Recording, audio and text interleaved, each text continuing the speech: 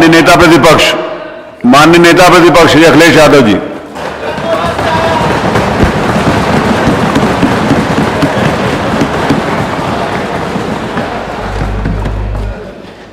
अध्यक्ष महोदय, मैं आपका बहुत धन्यवाद देता हूं कि आपने इस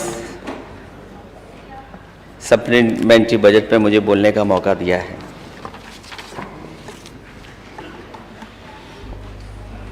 हालांकि जब मैं अध्यक्ष महोदय सदन में आया तो चर्चा किसी और बात पे हो रही थी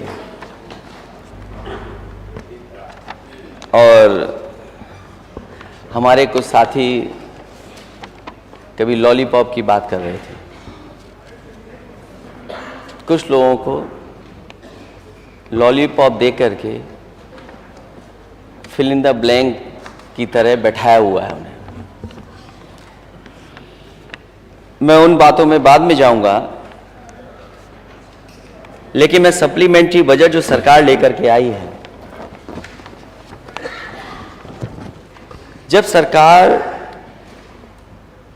खर्च नहीं कर पा रही है पैसा, अध्यक्ष महोदय, जब खर्च नहीं हो रहा तो आखिरकार सप्लीमेंट्री बजट क्यों?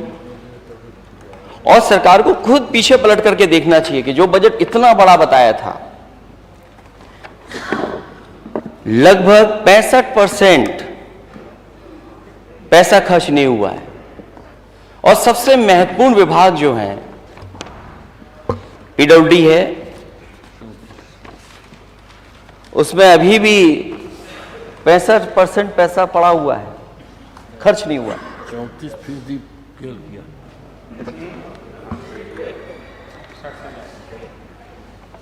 और कई विभाग ऐसे हैं जिनमें पैसा ही नहीं खर्च हो रहा है। तो आखिरकार ये सप्लीमेंट्री बजट क्यों चाहिए आपको? और कुछ महीनों बाद, क्योंकि जब आज और आप बातचीत कर रहे हैं सदन में, 1 दिसंबर हो गया है और नया बजट भी आएगा, तो मैं ये कह सकता हूं कि इस सरकार का जो कार्यकाल अभी तक रहा है, ये विजनलेस सरकार रही है, डायरेक्शनलेस बजट रहा है इनका। जो कहा वो नहीं करा, जो कहा वो नहीं करा, ये भाजपा का असली नारा होना चाहिए। और इसलिए क्योंकि सरकार जब कहती थी कि $1 ट्रिलियन की इकोनॉमी हम बना देंगे, माननीय वित्त मंत्री जानते होंगे, सरकार जानती होगी कि अगर $1 ट्रिलियन की इकोनॉमी को अचीव करने के लिए आपको 34% की ग्रोथ रेट चाहिए। अगर आप 65% पैसा नहीं खर्च करेंगे, सप्लीमेंट्री बजट फिर ले लेंगे आप, कुछ महीने हैं आपके पास, तो कैसे आप अचीव करेंगे? ये डबल स्टैंडर्ड सरकार है, दोहरा चरित्र है सरकार का। कहती कुछ है, करती कुछ और है। और डींग मारने में तो सबसे आगे है कि हम विश्व गुरु बनकर के $1 ट्रिलियन इकोनॉमी बना लेंगे। स्मार्ट सिटी का सपना दिखाया था। क्या इस सप्लीमेंट्री बजट में स्मार्ट सिटी का कहीं स्थान है? मुझे तो यह लगता है कि 5 साल का वो कार्यकाल और लगभग 2 साल अब पूरे होने जा रहे हैं, ये सरकार खुद महसूस कर गई है कि अब वो स्मार्ट सिटी नहीं बना सकती, स्मार्ट सिटी नहीं बन पाएगी।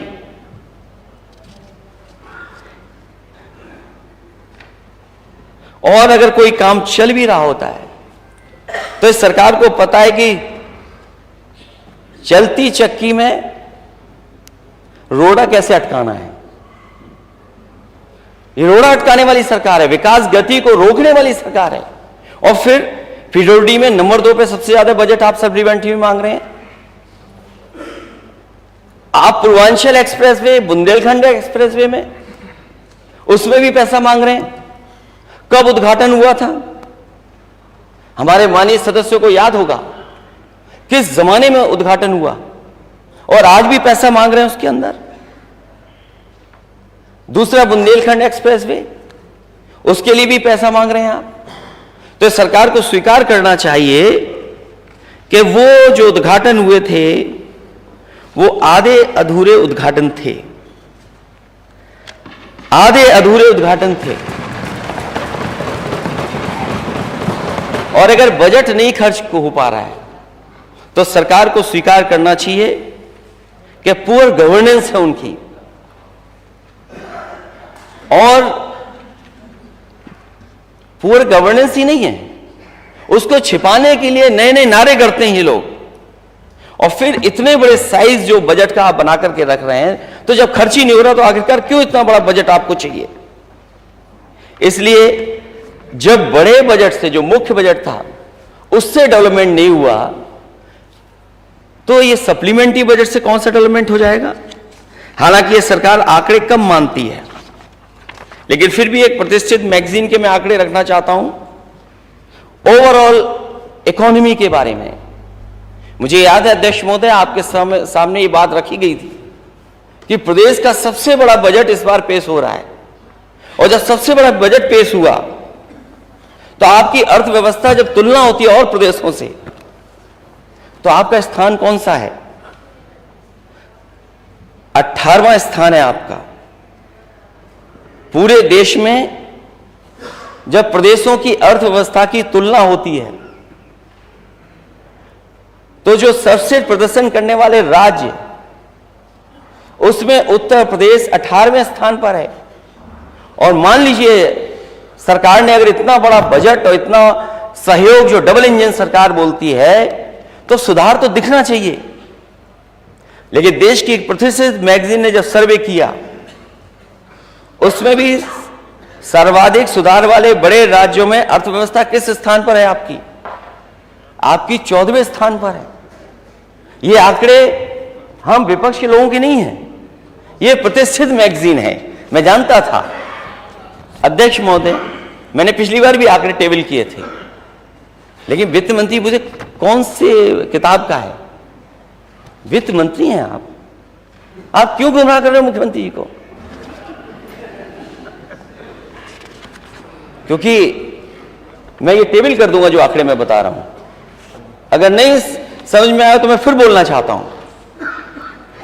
सर्वश्रेष्ठ प्रदर्शन करने वाले स्टेट अर्थव्यवस्था में उत्तर प्रदेश 18वें स्थान पर है। सर्वाधिक सुधार वाले बड़े राज्य अर्थव्यवस्था में हमारा 14वें स्थान पर है। और दूसरा सबसे महत्वपूर्ण पैरामीटर जो हमारा स्वास्थ्य है, ये तो ओवरऑल इकोनॉमी में हम कहां खड़े हैं, और स्वास्थ्य के अगर हम मानक में देखें तो सबसे अच्छा प्रदर्शन करने वाले राज्यों में केवल स्वास्थ्य के क्षेत्र में, क्योंकि सरकार लखनऊ से लेकर के दिल्ली और दिल्ली से लेकर के मुंबई तक मेडिकल कॉलेजों का प्रचार, अपनी स्वास्थ्य व्यवस्थाओं के सुधार का प्रचार, उस पर खर्च कर रही है पैसा। और स्थान कौन सा पा रहा है उत्तर प्रदेश? ओवरऑल ग्रोथ में, इकोनॉमी में थे आप 18वें, इसमें स्वास्थ्य में 19वें नंबर पर, 19वें नंबर पर स्टेट पहुंचती है। और जिसमें सुधार को लेकर के जो सर्वे किया गया कि सुधार होने वाले राज्यों में जिन राज्यों ने ज्यादा सुधार किया, उन राज्यों की सूची में से ही बाहर हो गया उत्तर प्रदेश स्वास्थ्य के क्षेत्र में। और ये सरकार जानबूझ करके कर रही है। सरकार ये जानबूझ करके इसलिए कर रही है क्योंकि सरकार ये चाहती है कि सरकारी अस्पतालों में इलाज ना हो, प्राइवेट अस्पतालों में इलाज हो। लोग ज्यादा से ज्यादा प्राइवेट अस्पतालों में जाकर के इलाज कराएं। अध्यक्ष महोदय, मैं आपके माध्यम से सरकार से जानना चाहूंगा कि जब आप इतना बड़ा बजट रख रहे हैं और इस बजट में आप स्वास्थ्य सेवाओं के लिए रख रहे हैं 174 करोड़ रुपए, 174 करोड़, और आप कितने मेडिकल कॉलेज बनाना चाहते हैं कि देश में सबसे ज्यादा मेडिकल कॉलेज हों? और मैंने अध्यक्ष महोदय कई बार इस सदन में कहा कि इस सरकार ने कोई भी एक जिला अस्पताल नहीं बनाया जिसमें गरीबों को पूरा इलाज मिल जाए। न नया बनाया, न पुराने अस्पतालों में सुधार किया। और उसका परिणाम यह है कि गरीब को मजबूरी में प्राइवेट अस्पतालों में जाना पड़ रहा है। मैंने जानकारी की तो सबसे ज्यादा लोग अगर अस्पतालों में आ रहे हैं तो आपके जितने प्रेस्टिजियस हॉस्पिटल्स हैं लखनऊ के, चाहे वो पीजीआई हो, केजीएमयू हो, चाहे लोहिया हो, चाहे बलरामपुर अस्पताल हो, वहां लोग धक्के खा रहे हैं। इलाज के लिए उन्हें इंतजार करना पड़ता है। दलाल खड़े हुए हैं इमरजेंसी पर, और वो दलाल जैसे ही मरीज आता है दलाल लेकर के चला जाता है प्राइवेट अस्पतालों में। इस सरकार ने मंत्री जी की ड्यूटी लगाई कि देखिए कि अस्पताल में एडमिट हो रहे हैं कि नहीं हो रहे हैं। ये सच सरकार स्वीकार करे कि हां मंत्रियों की ड्यूटी लगाई थी कि नहीं लगाई थी। अध्यक्ष महोदय, मैं भी कहना चाहता हूं, सरकार का कोई भी नुमाइंदा किसी सरकारी अस्पताल में आज चला जाए, एक अस्पताल में सरकार चली जाए, एक अस्पताल में मैं खुद जाना चाहता हूं, देख के आइए क्या हालत है अस्पतालों की। आप बजट 174 करोड़ रुपए केवल, और ये नियत इनकी ये है कि ये अस्पतालों को पीपीपी मॉडल पे दे दिए जाएं। सरकार ये बताए कि क्या अस्पतालों को प्राइवेट पार्टनरशिप के तहत चलाना चाहते हैं कि नहीं चलाना चाहते हैं? क्या प्राइवेट लोगों का हस्तक्षेप बढ़ाना चाहते हैं कि नहीं बढ़ाना चाहते हैं? हालांकि मुझ पे तो लिमिटेड जानकारी है, लेकिन सरकार, क्योंकि इनके सरकार के लोग कहते कुछ हैं और करते कुछ और हैं। क्या बागपत का आप प्राइवेट उसमें नहीं दे रहे हैं हॉस्पिटल? क्या हाथरस में प्राइवेट पार्टनरशिप से हॉस्पिटल नहीं बना रहे हैं आप? मेडिकल कॉलेज बनाने की कोशिश कर रहे हैं? क्या कासगंज में नहीं देने की कोशिश कर रहे हैं? क्या मैनपुरी में नहीं देने की कोशिश कर रहे हैं? क्या हमीरपुर में नहीं देने की कोशिश कर रहे हैं? क्या महोबा का आप नहीं देने की कोशिश कर रहे हैं? और यही नहीं, माननीय सदस्य जो यहां बैठे हैं और माननीय सदस्य जो वहां बैठे हैं, ये खुद महसूस करते होंगे कि अगर कभी सिफारिश की होगी, सिफारिश करते रहे होंगे, उसको बेड नहीं मिला होगा। बेड नहीं मिलता। अगर किडनी ट्रांसप्लांट होनी है तो उसके लिए ऑनलाइन आपको बताना पड़ेगा, तब जाकर के किडनी ट्रांसप्लांट होगी। उसके लिए कितना इंतजार करना पड़ेगा? हार्ट को लेकर के कितना इंतजार करना पड़ेगा आपको? कभी कभी किडनी डायलिसिस की बात करते हैं। अगर ये किसी ने शुरू किया था अध्यक्ष महोदय, तो समाजवादी पार्टी के समय पर फ्री डायलिसिस अस्पतालों में शुरू हुआ था। न केवल फ्री डायलिसिस शुरू हुआ था, जबकि फ्री टेस्ट हो गरीबों के, और एक एग्जाम्पलरी हॉस्पिटल्स बनाए थे। और मैं आज भी कहता हूं, मैं किसी योजना से किसी गरीब का लाभ हो जाए उसके खिलाफ नहीं बोल रहा हूं। मैं, अच्छी बात है, आयुष्मान योजना बने, उससे भी अच्छी योजना लेकर के आए। लेकिन मैं समझता हूं अध्यक्ष महोदय, जो कभी नेताजी ने सोचा था, समाजवादियों ने जो करके दिखाया था कि एक बार गरीब अस्पताल में पहुंच जाए, उसे किसी कार्ड की जरूरत नहीं पड़े, उसका पूरा इलाज दवाई मुफ्त हो, से पैसा नहीं देना पड़े। लोहिया इंस्टीट्यूट, लोहिया हॉस्पिटल उसी आधार पर है, सैफई भी उसी आधार पर है। यहां पर माननीय सदस्य जो आसपास के क्षेत्र से रहते होंगे वो जानते होंगे कि अगर कोई गरीब गया होगा उसका इलाज हुआ होगा। लेकिन आप मेडिकल कॉलेजों की हालत क्या कर दी आपने? यहां पर जौनपुर के भी माननीय सदस्य बैठे होंगे, मेडिकल कॉलेज की हालत क्या है जौनपुर की? आजमगढ़ के मेडिकल कॉलेज की हालत क्या है? आप लखीमपुर में मेडिकल कॉलेज बताओ क्या हालत है उसकी? मेरठ में क्या हालत है? सहारनपुर के मेडिकल क्या हालत है? क्या हालत है वहां की? और अयोध्या का तो बनाया समाजवादियों ने दिया है, अब तो खराब कर दिया इन्होंने। अयोध्या भी अध्यक्ष महोदय समाजवादियों की देन है वहां देने की। तो मैं ये जानना चाहता हूं सरकार से कि आप बड़े बड़े पोस्टर लगा रहे हैं, बड़े बड़े बैनर लगा रहे हैं आप, लेकिन इलाज क्यों नहीं मिल रहा है? क्या गाजीपुर के मेडिकल कॉलेज में इलाज मिल रहा है? आप बताइए किस मेडिकल, बहराइच के मेडिकल कॉलेज में एडमिट क्या मिल रहा है इलाज? बांदा के मेडिकल कॉलेज में, और फिर कैंसर जैसी बीमारी बहुत गंभीर है। अध्यक्ष महोदय, नेता सदन बैठे हैं, वो जानते होंगे, जब उनके पास एप्लीकेशंस माननीय सदस्य या जनता दरबार में जो जाते होंगे लोग, जो दरखास्त पहुंचाते होंगे, मैंने आंकड़े नहीं देखे लेकिन मैं जानता हूं अखबारों के माध्यम से और जानकारी जो हासिल होती है उसके माध्यम से, सबसे ज्यादा कैंसर के लोगों की सरकार से मदद होती होगी।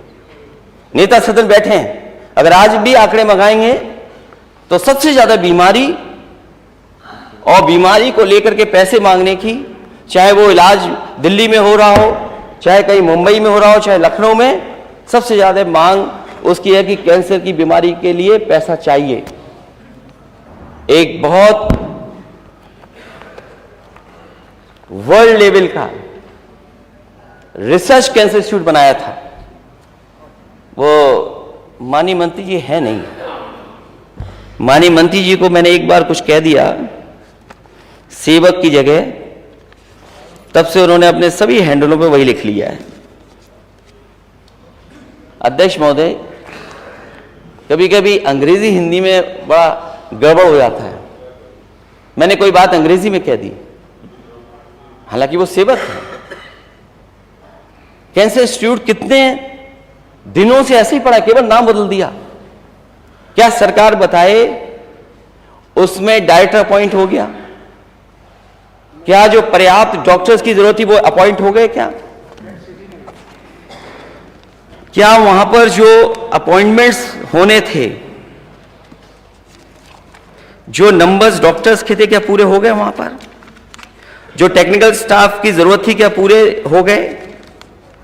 मुझे नहीं लगता है कि कहीं भी जो इंस्टीट्यूट चलाने के लिए डॉक्टर्स, इंस्टीट्यूट चलाने के लिए जो प्रोफेसर्स, जो स्टाफ की जरूरत थी वो पूरी कर पाई होगी सरकार। और जब सरकार उसको डायरेक्टर नहीं अपॉइंट कर पा रही है तो कैसे उम्मीद करोगे कि उसमें इलाज मिल जाएगा? और फिर माननीय मुख्यमंत्री जी का मैंने ऐड देखा था एक बार सरकार बनते ही कि वो एक कैंसर इंस्टीट्यूट का उद्घाटन करने जा रहे हैं। बड़ा ऐड देखा मैंने उस अखबार में। मैंने कहा कि ये इलीगल हॉस्पिटल का उद्घाटन करने जा रहे हैं। हालांकि सरकार है तो उद्घाटन कर ही सकती है। उन्होंने उद्घाटन किया। दूसरा उद्घाटन जो आज भी लखनऊ में सबसे बेहतरीन हॉस्पिटल प्राइवेट में नजर आता है, मेदांता हॉस्पिटल, अगर किसी सरकार के तहत बना है, किसी सरकार की वजह से बना है, तो अध्यक्ष महोदय वो समाजवादी पार्टी की वजह से बना है।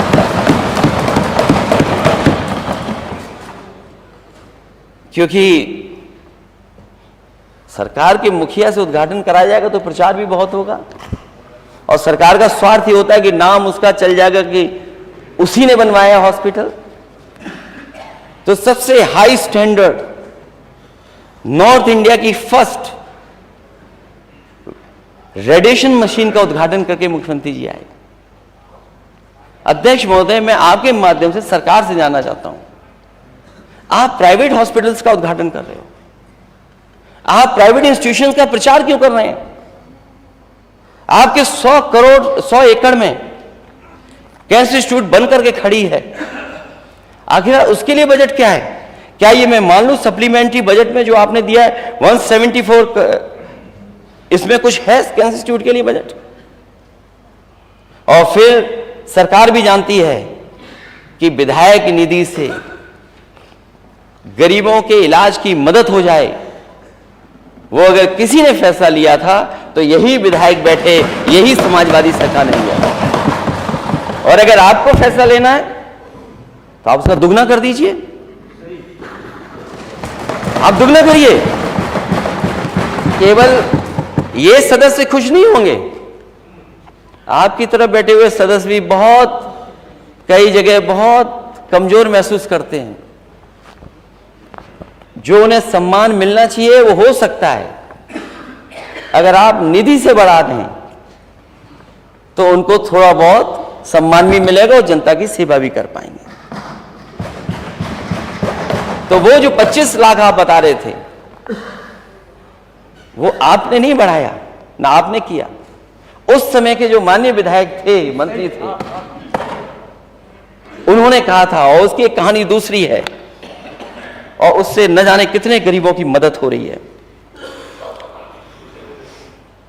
तो आप जो सरकारी संस्थाओं को खत्म कर रहे हैं, वो इसलिए खत्म कर रहे हैं क्योंकि आप चाहते हैं कि गरीब प्राइवेट की तरफ जाए, और जो सुविधा समाजवादियों ने केजीएमयू के स्टाफ को दी थी, बाद में वही डिमांड लोहिया के लिए भी हुई, उससे पहले सफी को लेकर के भी वही हुई। अध्यक्ष महोदय, मैं सरकार से जानना चाहता हूं कि आपके ही डॉक्टर्स, आपके ही इंस्टीट्यूशन के अच्छे डॉक्टर्स प्राइवेट में जाकर के प्रैक्टिस कर रहे हैं, आपकी नौकरी छोड़ करके जा रहे हैं, उनको रोकने के लिए आपके पास क्या है? उनकी जो डिमांड थी कि पीजीआई की तरह उन्हें सुविधा मिले, उनकी सैलरीज मिले, उनके अलाउंसेस मिले। अगर किसी ने पीजीआई की तरह केजीएमयू में, लोहिया इंस्टीट्यूट में और सफे इंस्टीट्यूट में दिया है तो वो समाजवादी पार्टी है। हम तो आपसे कहेंगे कि आप शुरुआत गोरखपुर से करिए, फिर बनारस जाइए, फिर और धीमे धीमे जो मेडिकल कॉलेज हैं उनमें भी वही अलाउंसेस दीजिए जिस तरीके से पीजीआई के डॉक्टर्स स्टाफ को सुविधा मिलती है। सड़क को लेकर के बहुत चिंतित हैं सभी माननीय सदस्य। हमारे सदस्य तो बोलते हैं, अध्यक्ष महोदय, दूसरी तरफ के सदस्य तकलीफ है, उनको परेशानी है, सब जानते हैं, लेकिन पता नहीं डर किस बात का कि बोल नहीं रहे हैं। सड़कों में गड्ढे हैं, गड्ढों में सड़क है, और फिर हिस्टोरिकल सरकार लूट कर रही है, हिस्टोरिकल। अध्यक्ष महोदय, इस विभाग की शुरुआत ही बड़ी अच्छी हुई। जैसे ही विभाग में नए मंत्री अपॉइंट हुए, क्या उसमें खेल हुआ था कि नहीं हुआ था? और ऐसा खेल हुआ, खेल मंत्रालय में अभी उस खेल में नहीं आया हूं, वो अभी खेल में नहीं आया हूं, अभी इंडिया जीत हार में नहीं आया हूं, अभी आ जाऊंगा थोड़ी देर में। अध्यक्ष महोदय, पीडब्ल्यूडी विभाग में मंत्री के बनने के बाद तुरंत खेल हो गया, और वो तो नजर सरकार की पड़ गई। थोड़ा बहुत बचा होगा, लेकिन मुझे नहीं लगता कुछ बच पाया होगा। आप मेंटेनेंस में कितना पैसा ले रहे हैं आप? हमारे माननीय सदस्य लोग सवाल उठाना चाहते थे मेंटेनेंस पे। अध्यक्ष महोदय, पिछले जब से सरकार बनी है, सरकार बताए जब बजट में पैसा नंबर 2 पे आप पीडब्ल्यूडी में ले रहे हैं, तो सरकार बताए कि आखिरकार मेंटेनेंस के लिए पैसा आप कितना खर्च कर रहे हैं, गड्ढा मुक्ति के लिए कितना पैसा खर्च कर रहे हैं, और आपकी तारीख के बाद तारीख बदल जाती है। माननीय मंत्री जी ने कब कहा था कि गड्ढा मुक्त हो जाएंगी सड़कें उत्तर प्रदेश की? एक बार कहा, 2 बार कहा? माननीय मुख्यमंत्री नेता सदन बताएं कि उन्होंने गड्ढा मुक्ति के लिए कितनी बार कहा कि गड्ढा मुक्ति हो जाएगी सड़क? क्या उत्तर प्रदेश की सड़कें गड्ढा मुक्त हो गई? क्या डबल इंजन की सरकार ऐसी चलेगी कि सड़कों में गड्ढे होंगे और केवल गड्ढों से लोगों को असुविधा नहीं हो रही बल्कि एक्सीडेंट हो रहे हैं? न जाने कितने लोगों की जान गई उससे, न जाने कितने लोग हॉस्पिटल चले गए, न जाने कितने लोगों की गाड़ियों का मेंटेनेंस करना पड़ा होगा। सड़क में गड्ढे, क्या गड्ढा मुक्त हो गई सड़क? क्या आज सप्लीमेंट्री बजट के बाद सरकार बताएगी कि पूरे उत्तर प्रदेश का गड्ढा मुक्त हो गई सड़कें? और सबसे ज्यादा अध्यक्ष महोदय, लखनऊ और कानपुर मंडल में सबसे ज्यादा गड्ढा वाली सड़कें आपको दिखाई देंगी।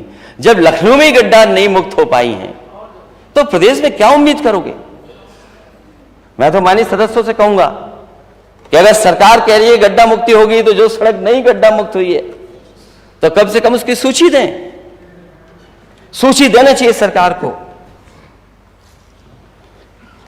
और जो पैसा खर्च हुआ है वो तो सरकार बताएगी गड्ढा मुक्ति पे कितना पैसा खर्च हुआ है। क्या ये मैं कहूं कि 40,000 करोड़ से भी ज्यादा पैसा गड्ढा मुक्ति में खर्च हुआ होगा? 40,000 करोड़। और जो आपके बड़े बड़े एक्सप्रेसवे बने हैं, जिसमें आपने सप्लीमेंट्री में बजट लिया है 400 करोड़ के लगभग, अभी भी बन रहे हैं आपके एक्सप्रेसवे। फिर प्रधानमंत्री जी ने क्यों उद्घाटन किया था उसका, जो अभी भी पूरे नहीं हुए हैं?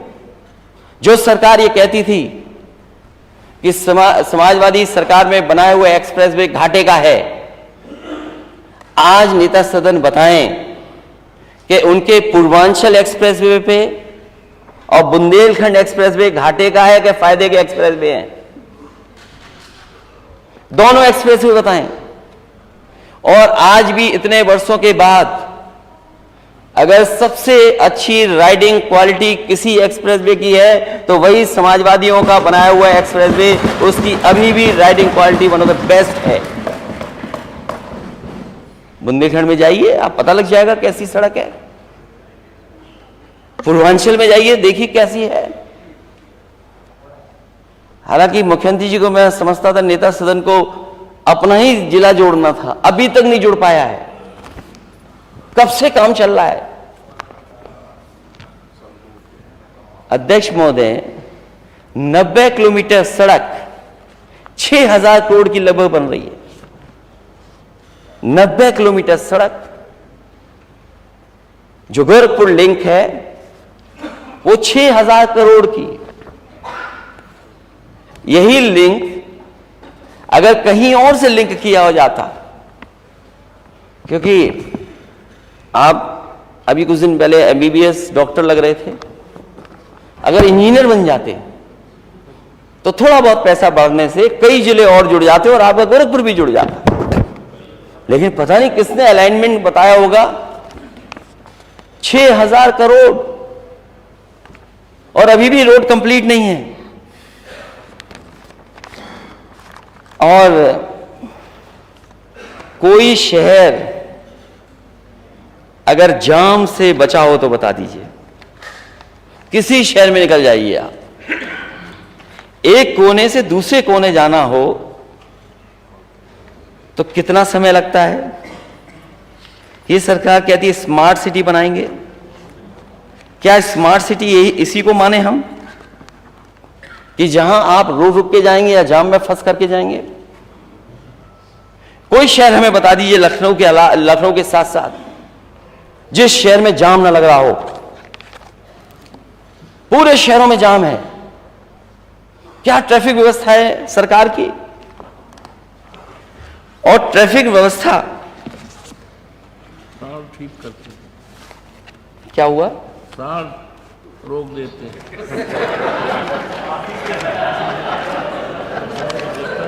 मैं अपने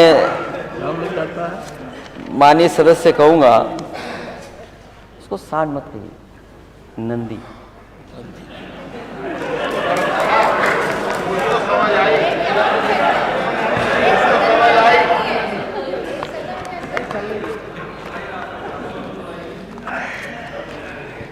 इतना ही मुस्कुराते हुए नेता सदन ने कहा कि सांड नंदी है और वे नंदी का संरक्षण कर रहे हैं। ट्रैफिक पुलिस से ज्यादा सड़कों पर ट्रैफिक पुलिस से ज्यादा और किसी शहर में, अध्यक्ष महोदय, कानपुर के इधर मैंने गिने नहीं, लेकिन दिखते वहां भी हैं। बाकी गिन लिए?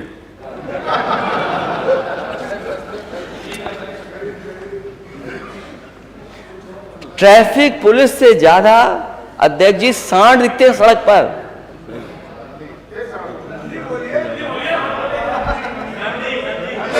दो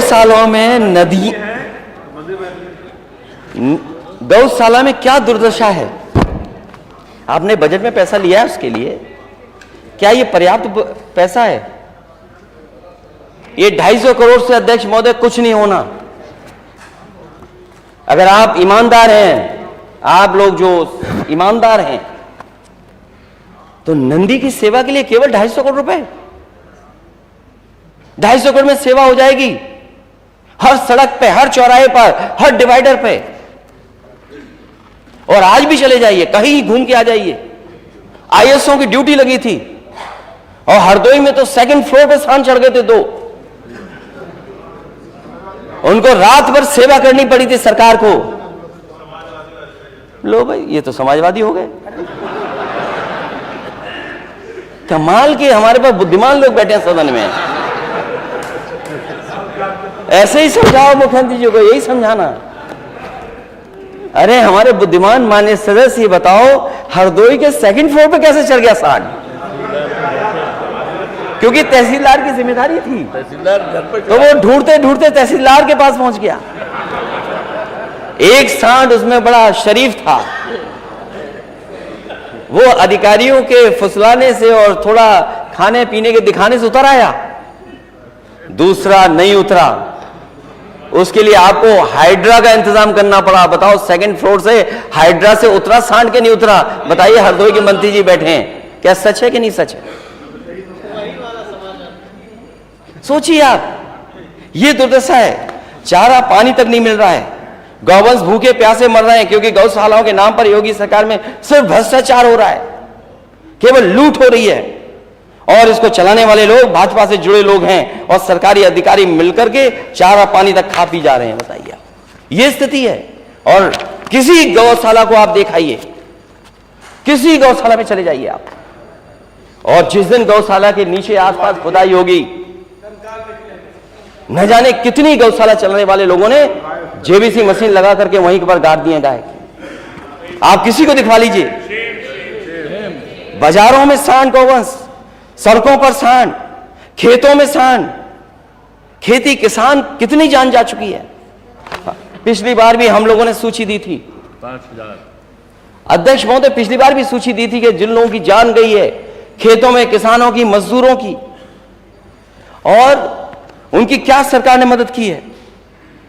इसलिए 250 करोड़ से कुछ होने वाला नहीं है।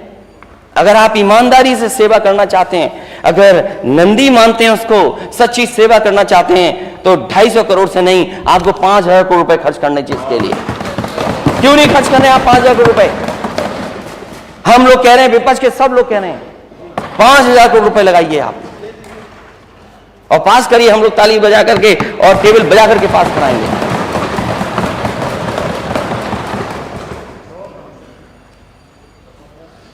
हमारे माननीय सदस्य ने कल बहुत अच्छी बात कही कि वो घोड़ा समझ लेता है कि घोड़ा सवार कैसा है, घोड़सवार कैसा है। अधिकारी समझ गए हैं कि सरकार कैसी है।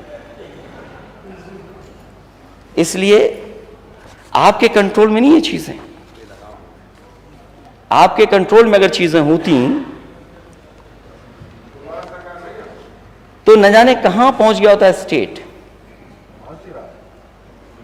क्योंकि $1 ट्रिलियन का अगर सपना आप दिखा रहे हैं तो $1 ट्रिलियन का सपना कैसे पूरा होगा? अगर $1 ट्रिलियन का सपना पूरा कर रहे हैं तो सप्लीमेंट्री बजट में क्या है जो आप $1 ट्रिलियन इकोनॉमी का सपना पूरा कर रहे हैं आप? और तब जब रोजगारी बढ़ रही है, महंगाई बढ़ रही है आपकी। हमारे माननीय सदस्य सब जानते हैं कितनी महंगाई है, कहां पहुंच गई महंगाई। आखिरकार इसका मुनाफा कहां जा रहा है? मुनाफा किसकी जेब में जा रहा है? सवाल महंगाई का तो है, लेकिन सवाल इसके साथ साथ मुनाफे का भी है कि मुनाफा किसकी जेब में जा रहा है। बिजली को लेकर के बहुत बजट मांगा है और रखा गया, हमेशा ही रखा जाता है बिजली को लेकर के। मैं अध्यक्ष महोदय, मैं ये दावा कर सकता हूं और आंकड़ों के हिसाब से कि सबसे ज्यादा उत्तर प्रदेश की बिजली के सुधार में अगर किसी सरकार ने फैसले लिए थे तो वो समाजवादी सरकार थी। उसकी वजह से आज उत्तर प्रदेश में इतने बड़े पैमाने पर बिजली उपलब्ध है।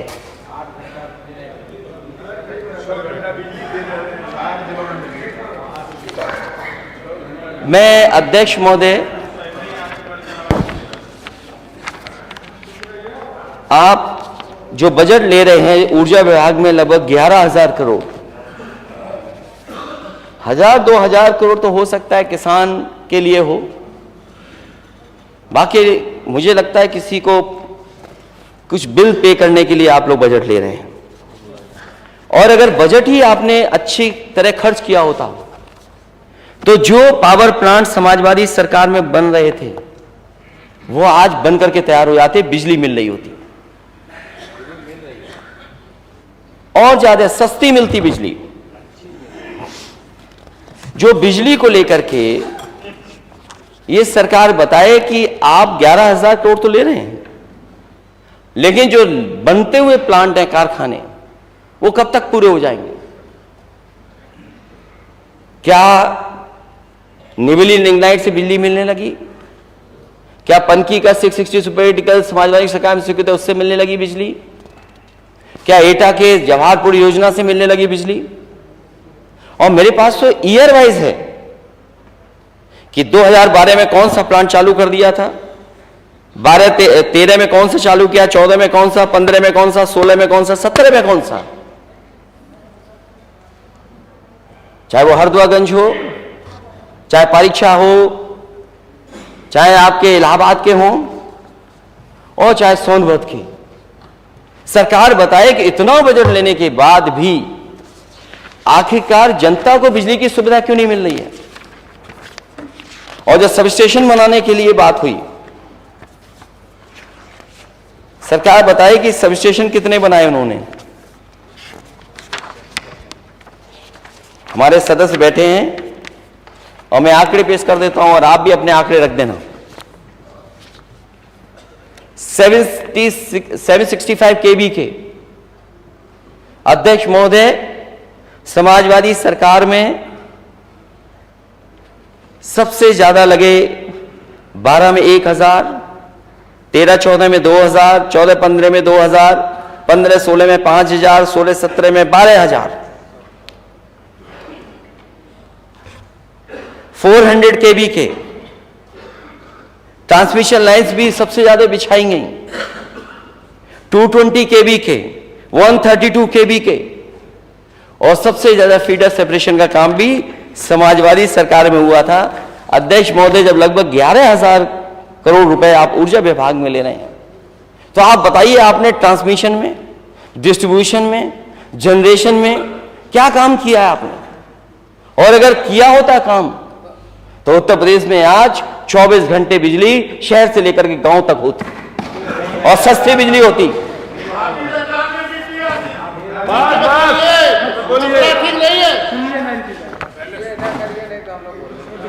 अगर मैंने पीपीए से लेकर के बिजली खरीदने से लेकर के बिजली बनाने तक, ट्रांसमिशन से लेकर के डिस्ट्रीब्यूशन तक, मैं सब आंकड़े रख रहा हूं आपके सामने। आप भी इसी तरह हर 5 साल के और इस 1.5 साल का रखिए। अगर मैं ये कोई बात कह रहा हूं कि ये सब स्टेशन बने हैं, अगर हरदुआगंज का प्लांट चालू हुआ है, अगर रोजा का प्लांट एक और यूनिट चालू हुई है, तो आप बताइए वित्त मंत्री जी, क्या रोजा का समाजवादियों ने नहीं चलवाया पावर प्लांट?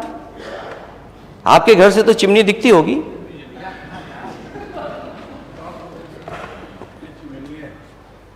दूर तो नहीं है घर आपका, चिमनी दिखती है। पनकी भी कोई जाएगा तो चिमनी दिखती है, हमीरपुर जाएगा तो चिमनी दिखती है। आप चले जाइए जीटी रोड पे दिल्ली की तरफ, अलीगढ़ की तरफ, चिमनी दिखती है।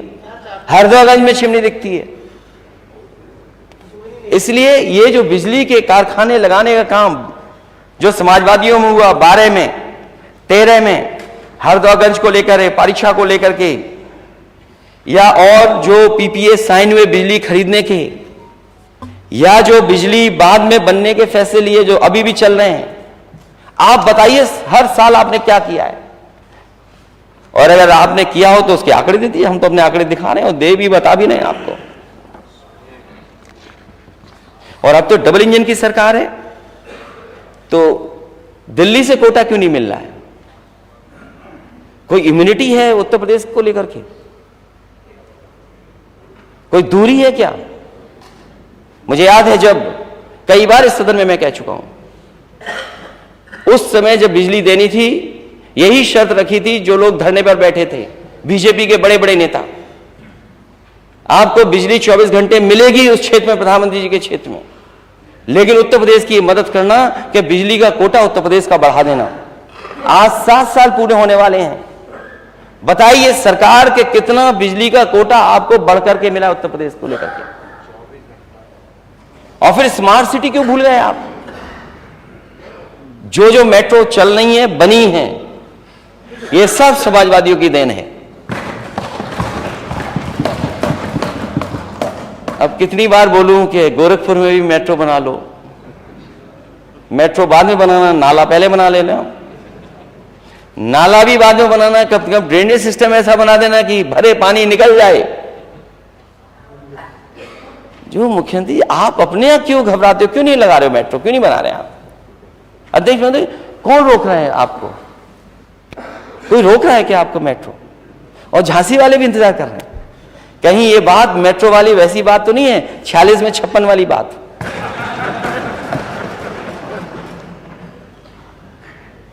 गोरखपुर में मेट्रो क्यों नहीं है?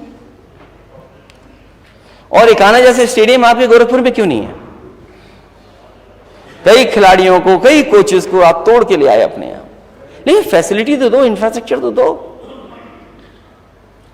पूरा उत्तर प्रदेश में मत करिए, कई गोरखपुर में तो करिए। मेट्रो कब आई गोरखपुर में? अध्यक्ष महोदय, कम से कम नेता सदन बताएं कि हम लोग भी मेट्रो में गोरखपुर में बैठेंगे। और लखनऊ से आपको क्या दुश्मनी है? हमारे माननीय सदस्य से दुश्मनी हो सकती है, दुश्मनी तो नहीं, थोड़ी नाराजगी हो सकती है। अध्यक्ष महोदय, दुश्मनी शब्द हटा दें, थोड़ी नाराजगी हो सकती है हमारे यहां। अरे चुनाव जीत जाते हैं, इसलिए मेट्रो नहीं आगे बढ़ी। यहां पर वो क्षेत्र तो आपका है जहां पर रुकी खड़ी है। अभी भी 7 साल में मेट्रो जाती है वहां और वहीं से वापस आ जाती है। जहां तक समाजवादी ने पहुंचाई वहीं तक पहुंची, उससे बात आगे नहीं बढ़ पाई। क्या यही स्मार्ट सिटी है आपकी? कानपुर, आगरा, मैं उस समय के प्रधानमंत्री जी को धन्यवाद दूंगा। उस समय प्रधानमंत्री मनमोहन सिंह जी थे, लेकिन वो काम तो किया हमारा उन्होंने। आपके बोलने वाले काम क्यों नहीं कर रहे? उस पर मैं अभी पूछूंगा। और बोलने वाले जिसके लिए कह रहे हो, आप उनसे पैसा लाके दिखाना। अध्यक्ष महोदय, जब मैं उत्तर प्रदेश को मेट्रो बनाने को लेकर के गया तो उन्होंने पूछा कि इतनी मेट्रो क्यों चाहिए आपको? हमें उत्तर प्रदेश बड़ा प्रदेश है, यहां संभव है। वो ना फाइनेंशियल इंक्लूजन कर लेंगे आप लोग। मैं उस समय के जो अधिकारी थे उन्होंने कहा कि हम करके दिखा देंगे। और उसका परिणाम ये हुआ, लखनऊ, कानपुर, आगरा और नोएडा, ग्रेटर नोएडा और नोएडा से जोड़ने वाली दिल्ली वाली मेट्रो सब की सब गाजियाबाद समाजवादियों की देन है। मैं आपसे जानना चाहता हूं कि आप मेट्रो शहर बनाना चाहते हो, बड़े शहर बनाना चाहते हो, स्मार्ट सिटी बनाना चाहते हो, क्या स्मार्ट सिटी के पैरामीटर में पब्लिक ट्रांसपोर्ट नहीं है? नीट एंड क्लीन, सेफ अगर कोई पब्लिक ट्रांसपोर्ट है तो मेट्रो है। तो आप क्यों चूके उससे? आपने कहीं अगर एक भी स्वीकृत करी हो तो बताएं आप। और फिर मैंने कई बार इस सदन में कहा और सुझाव दिया मैंने, और मैं आज फिर सुझाव देता हूं कि आप दिल्ली वालों से पैसा लेकर के आइए। ये जो हमारे नेता सदन एक्सप्रेसवे बनाने के सपने दिखा रहे हैं, जैसे बन रहे हैं वो सबको पता है, लेकिन दिल्ली के बजट से क्यों उत्तर प्रदेश में नहीं बन रहे? दूसरे प्रदेशों में दिल्ली के बजट से एक्सप्रेसवे बन रहे हैं। आपका दिल्ली से मुंबई जोड़ने वाला एक्सप्रेसवे 1 लाख करोड़ का है। 1 लाख करोड़ दिल्ली खर्च कर रही है उस पर। आपका गंगा एक्सप्रेसवे बन रहा है, दिल्ली वालों ने पैसा क्यों नहीं दिया आपको? आपका बुंदेलखंड एक्सप्रेसवे दिल्ली वालों ने उद्घाटन किया, पूर्वांचल एक्सप्रेस दिल्ली वालों ने उद्घाटन किया। बताओ, इन एक्सप्रेसवे के लिए दिल्ली वालों ने पैसा आपको क्यों नहीं दिया? अगर दिल्ली वाले पैसा देते तो यहां के बजट का पैसा उत्तर प्रदेश की गरीब जनता में लग जाता और किसानों की आय दोगुनी हो जाती। आप बताइए, किसानों की आय दोगुनी के लिए नहीं सपना देख रहे, कुछ भी कह देंगे माननीय सदस्य। तो मैं तो कह रहा हूं आपसे, मैं सुझाव दे रहा हूं कि आपका पैसा बच जाएगा। अगर नहीं बचाना चाहते मत बचाइए। और फिर क्या कहा, किसानों की आय दोगुनी कर देंगे। माननीय सदस्य लगातार उठा रहे गन्ने किसानों का सवाल। गन्ना किसान को जो कीमत मिल रही है, क्या उससे आय दोगुनी हो गई? माननीय सदस्य पंकज मलिक बैठे हैं, क्या जो रेट मिल रहा है इससे क्या किसानों की आय दोगुनी हो गई?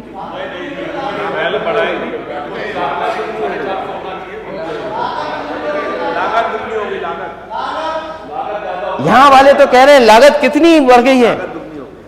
बताइए, डीजल, पेट्रोल, खाद, कीटनाशक दवाइयां और आपका जीएसटी ऊपर, ट्रॉली से लेकर के ट्रैक्टर पे।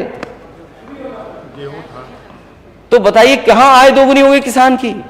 तो 50,000 करोड़ रुपए बचते आपके एक्सप्रेसवे बनाने में। किसानों को मंडी और एमएसपी मिलने में सुविधा मिलती है, आपको कुछ मदद कर सकते थे आप किसानों की। धान की खरीद, अध्यक्ष महोदय बताएं कहां कहां होगी धान खरीद? जो यहां पर खेती करने वाले लोग हैं, बताइए कहीं धान खरीदा गया हो तो बता दो।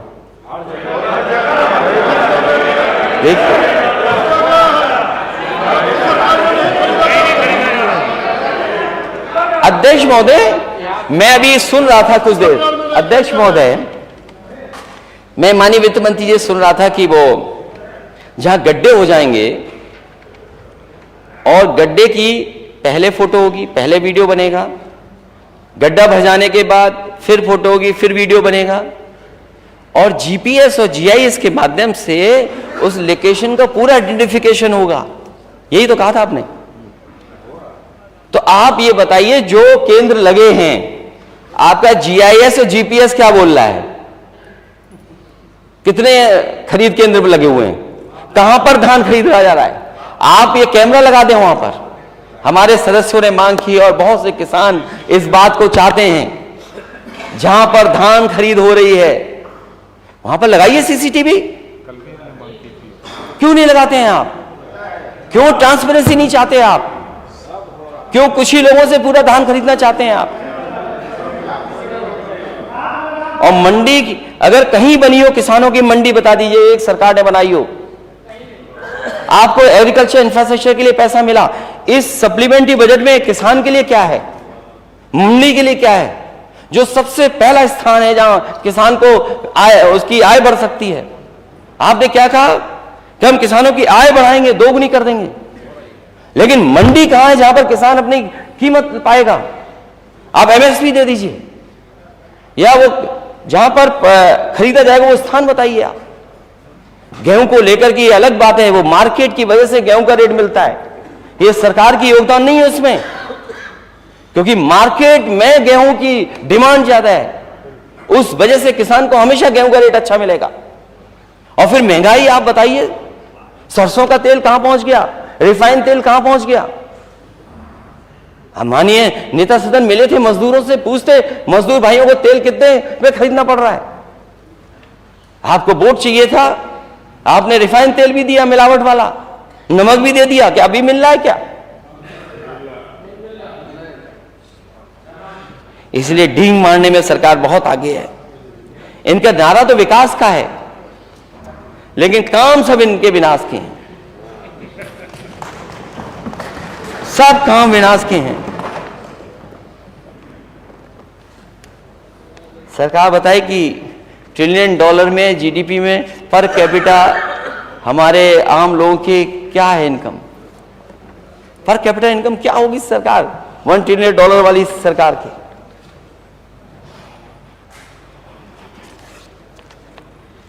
मुझे खुशी हुई इस बात की कि आप नेता सदन मजदूरों से मिले। कभी कभी अध्यक्ष महोदय, ये लगता है जो दिल्ली में होता है वही उत्तर प्रदेश में होने लगता है।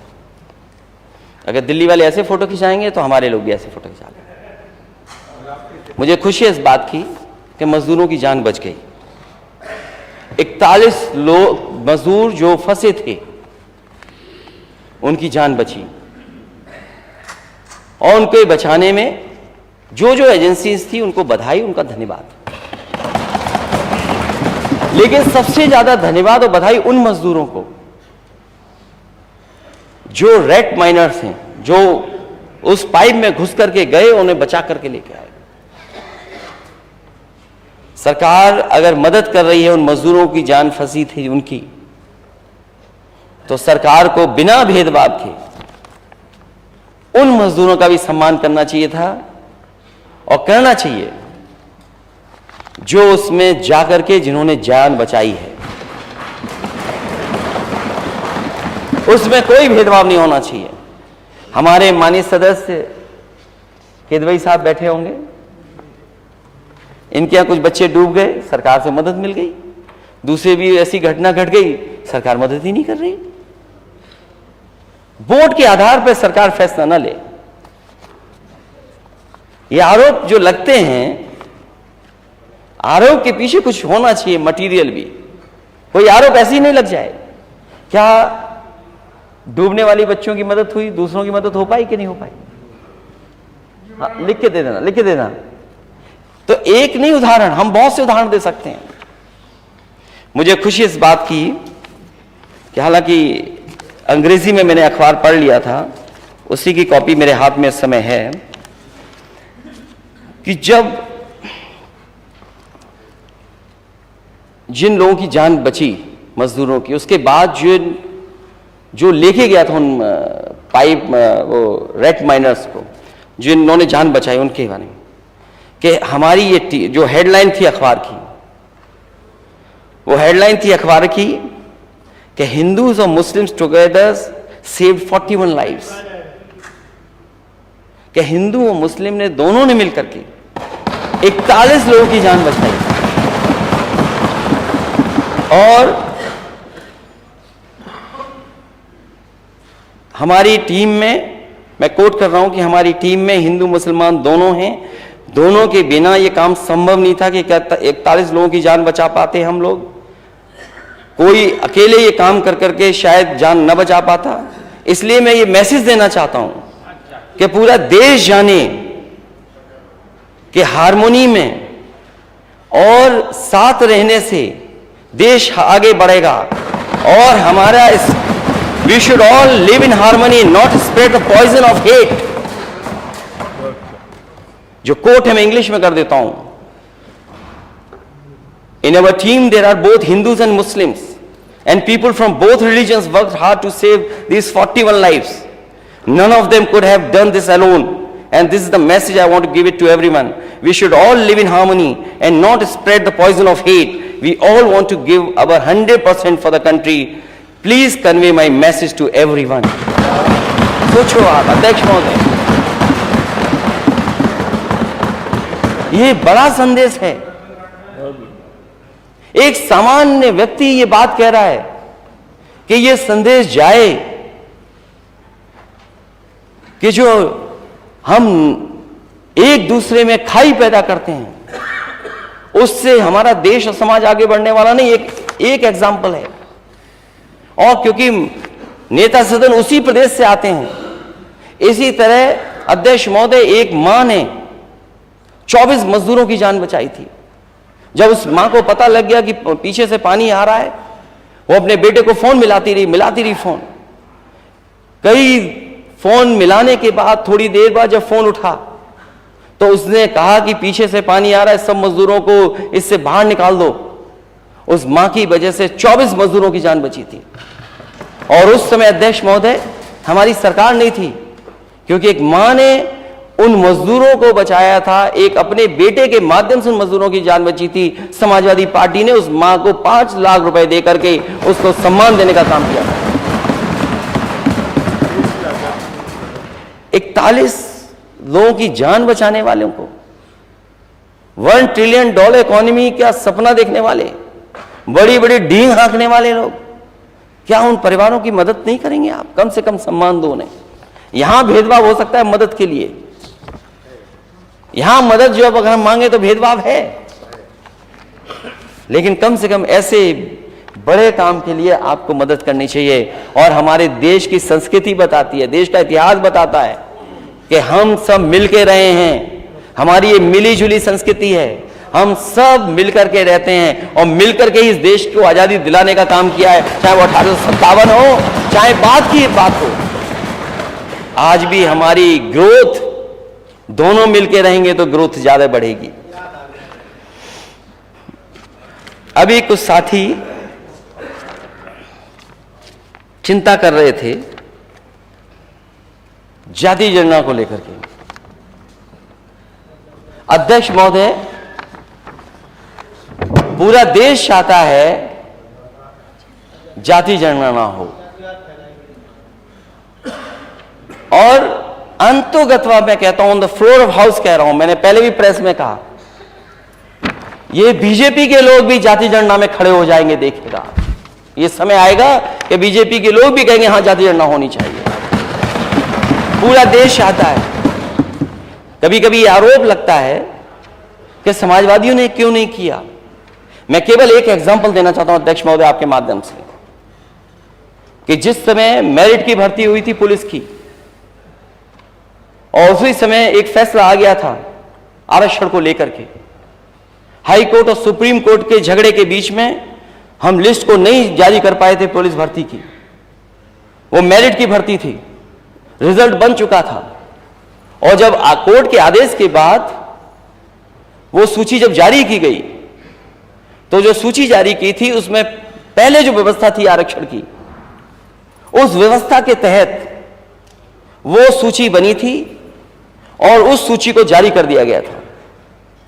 लेकिन कुछ अधिकारी और सरकार क्योंकि नई आ गई थी, तो उस सरकार ने कहा कि नहीं, ये पुरानी आरक्षण व्यवस्था नहीं लागू होगी, नई आरक्षण व्यवस्था लागू होगी। और जब नई आरक्षण व्यवस्था लागू के तहत वो सूची जारी की गई, तो 1700 नौजवान जो पिछड़े थे, दलित थे, उन्हें नौकरी से बाहर निकाल दिया गया था। उनकी भर्ती जनरल में हो गई थी और उन्हें नौकरी से बाहर निकाल दिया गया, ये कहकर के कि अब नई आरक्षण व्यवस्था लागू हो गई। जिन्होंने खुशियां मनाई थी, जिनके घर परिवार के लोगों ने बधाई दी थी, वो 1700 नौजवान नौकरी पाने के बाद, लिस्ट में आने के बाद बाहर निकाल दिए गए थे। जब से ये नई व्यवस्था लागू हुई है आरक्षण की, जो मूल भावना थी मंडल कमीशन से, उससे हम डाइवर्ट हुए हैं, तब से पूरे देश में ये आवाज उठी है कि जाति जनगणना होनी चाहिए और जाति जनगणना के बाद आबादी के हिसाब से सबको हक और सम्मान मिलना चाहिए। क्या यही तो सबका साथ सबका विकास है? क्या हम गलत बात कह रहे हैं क्या? सबका साथ सबका विकास तभी संभव है जब जाति जनगणना हो और जिसकी जितनी आबादी है उसके हिसाब से उसको आरक्षण और हक और सम्मान मिल जाए। क्योंकि सरकार में रहना है इसलिए विरोध करना जरूरी है। सरकार में क्योंकि लॉलीपॉप मिल गई है, कुछ केक पेस्ट्री भी खा रहे होंगे, लड्डू भी खा रहे होंगे सरकार के, इसलिए सरकार के खड़े रहना है। और कुछ लोग तो फिल इन द ब्लैंक्स है सरकार के, रिक्त स्थान भरो, फिल इन द ब्लैंक्स है कुछ लोग। आप पूछ लीजिए जो भी नेता सदन है, हालांकि वो इंजीनियर हैं, मैं आपसे कहूंगा नेता दूसरे दल के हैं, अध्यक्ष महोदय उन 1700 बच्चों को निकाल के बुलाइए कि क्या उनके साथ गुजरा। और सबसे पहला बच्चा जो नौकरी से निकला था, जो उस आंदोलन को लीड कर रहा था, ये तो सदन से ही चले गए। ये हमारी वजह से नहीं गए होंगे, कुछ कटी पतंग हैं, कटी पतंग। नेता सदन कोई सीट नहीं मिली क्या? या सीट में कम लोग थे या ज्यादा लोग थे? सबसे पहले एक कुशवा नौजवान था, वो आंदोलन को लीड कर रहा था, उसकी नौकरी गई थी। वो 1700 बच्चे पिछड़े और दलित थे, इसलिए तब वो मांग उठी है और उसके बाद से मांग जाति जनगणना की शुरू हुई। मुझे याद है लोकसभा में मैं मेंबर था, उस समय कांग्रेस पार्टी की सरकार थी। कांग्रेस पार्टी के उस समय की लीडरशिप से न केवल नेताजी ने बल्कि शरद यादव जी ने, आदरणीय लालू प्रसाद यादव जी ने और दक्षिण भारत के जितने नेता थे, जितने दल थे, उन सब नेताओं ने मांग की थी कि जाति जनगणना होनी चाहिए। उस समय कांग्रेस पार्टी ने आश्वासन दिया कि हम आंकड़ा जारी करेंगे, आंकड़े लेंगे, लेकिन कभी आंकड़े नहीं आए। 1931 के बाद, आजादी के बाद अगर किसी ने जाति गणना रोकी थी तो वो कांग्रेस पार्टी थी। उसी रास्ते पे बीजेपी चल रही है, उसी रास्ते पर। इसलिए आज हम नई राजनीति के नए उसी पुराने सिद्धांत को अपना करके चल रहे हैं। और यहां जितने लोग बैठे हैं, आज कुछ भी कहें सामने, कुछ भी सामने कहें, लेकिन अंदर ही अंदर अपनी बिरादरी के लोगों से कहते हैं हम तो जाति गणना के पक्ष में हैं। आप पूछ लीजिए इनसे, ये जो 69,000 जो भर्ती का सवाल है, शिक्षकों का सवाल है, क्या नेता सदन यही आपका नारी बंधन है? आप लड़कियों को पीटेंगे, अपमानित करेंगे, उनको लाठी पड़वाएंगे, चिन्हित करके अधिकारियों को पोस्ट करेंगे, ये अधिकारी इसको मारेगा, ये पुलिस का इसको छेड़ेगा। ये सरकार का काम नहीं है अध्यक्ष महोदय। अध्यक्ष महोदय, सरकार का काम नहीं है। अगर आप वाकई में महिलाओं के पक्ष में, नारी बंधन के पक्ष में, और जो नए सदन में वो पास हुआ है बिल, अगर उसके पक्ष में 1% भी है, तो आपको उन बेटियों को, बहनों को बुला करके बात करनी चाहिए थी कि आखिरकार क्या नाराजगी है।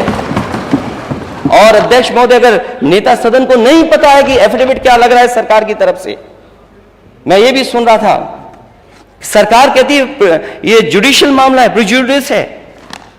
अगर ये मामला है तो ये बताए सरकार ने एफिडेविट क्या दिया है कोर्ट में, क्या एफिडेविट दिया है सरकार ने कोर्ट में?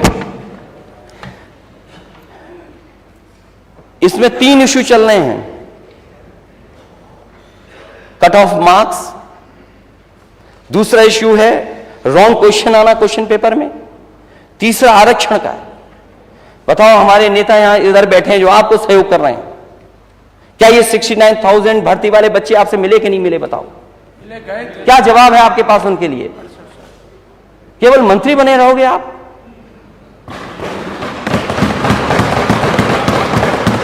क्या मंत्री बने रहोगे इसीलिए आप उनके लिए साथ ये करोगे व्यवहार? आप बताइए, रॉन्ग क्वेश्चंस आए,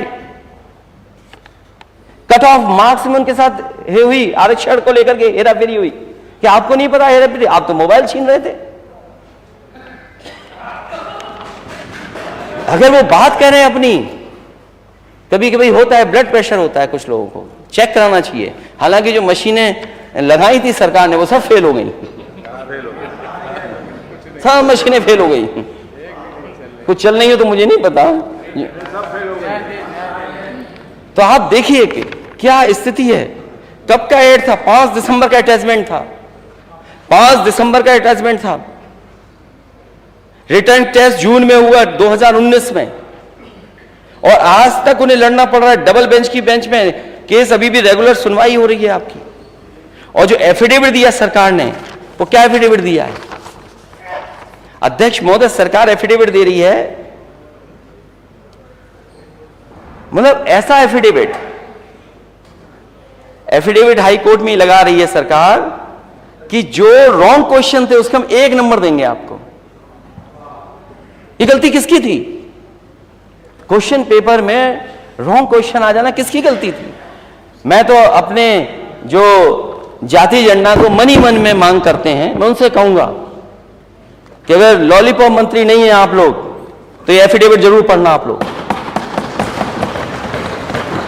ये एफिडेविट पढ़िए कि सरकार ने एफिडेविट क्या दिया है, और उनकी मदद होनी चाहिए। उनके आरक्षण के साथ खिलवाड़ हो रही है, और एक बार लाठी नहीं खाए, एक बार अपमानित नहीं हुए इस लखनऊ में आकर के। कोई नेता पिछले बिरादरी का, पिछले वर्ग का नहीं बचा होगा जिसका दरवाजा उन्होंने नहीं खटखटाया। इससे ज्यादा शर्म की बात कुछ नहीं हो सकती। इसीलिए अध्यक्ष महोदय, मैंने पीडीए का नारा दिया, पीडीए ही एनडीए को हराएगा। और अगर आपने पढ़ा हो, सुप्रीम कोर्ट के चीफ जस्टिस क्या कह रहे हैं? Caste still resilient, affirmative action works to dismantle inequalities. क्या खराब बात है ये अगर हम आरक्षण मांग रहे हैं? और पढ़ना चाहिए क्या क्या लिखा उन्होंने। ये उम्मीद जगाता है, आरक्षण आस देता है हमें आगे बढ़ने की, हमें उम्मीद जगाता है। क्या चीफ जस्टिस ऑफ इंडिया ये नहीं कह रहे हैं? क्या आप हम लोगों से कह रहे हैं कि हम क्या करेंगे आरक्षण? और इनका जीरो टॉलरेंस। क्या जीरो टॉलरेंस है अध्यक्ष महोदय? बातें तो बहुत है जीरो टॉलरेंस की, लेकिन अध्यक्ष महोदय मैं कानपुर से ही शुरू करूंगा। कानपुर से एक गरीब किसान, बीजेपी के लोगों ने उससे जमीन लिखवा ली, 6 करोड़ का उसको चेक दे दिया और 6 करोड़ का चेक दे करके उससे जमीन लिखवा ली पूरी की पूरी। उसके बाद उन्हीं बीजेपी के नेताओं ने कहा कि चेक में कुछ गड़बड़ी है, हमें वापस दे दो।